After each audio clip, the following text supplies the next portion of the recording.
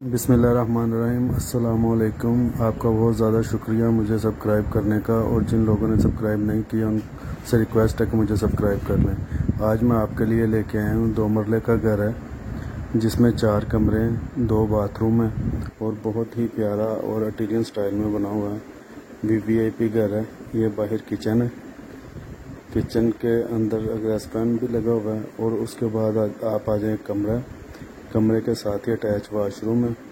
बेसन कमरे के वाशरूम के अंदर ही है। उसके बाद ये सीलिंग हुई है। उसके बाद वॉल का काम है। ये मेन गेट नज़र आ रहा है आपको। उसके बाद टाइल देख लें आप, मार्बल वुडवर्क का बहुत अच्छा काम हुआ है इसके अंदर। और जिन लोगों को ये घर पसंद है वो मेरे साथ रब्ता कर सकते हैं। ये हम अब जा रहे हैं ऊपर की तरफ। जैसे ही हम ऊपर जाएंगे तो ऊपर जो है 2 कमरे बने होंगे। ये आ गया जी किचन। किचन के बाद जो है किचन में लकड़ी का काम हुआ है। एक ये कमरा है जी, सेम वैसे ही एज इट इज़ है, और जो है सीलिंग का काम भी हुआ है।